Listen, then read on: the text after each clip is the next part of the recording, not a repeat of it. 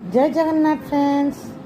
जदि यही पोड़ा आलू चकटार स्वाद बिना चुली पाइबाकू चाहूँगी तेबे किछि सिझा आलू नहीं गैस चूल्हे भल भाव लेउटाई चारिपट पोड़ी दियंतु।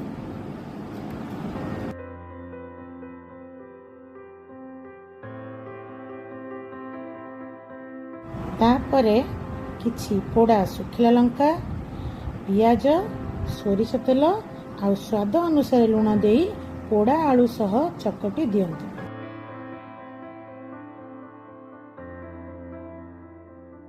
यही पोड़ा आलू चकटा करी पखाल सह एंजॉय करिबा। Bye bye.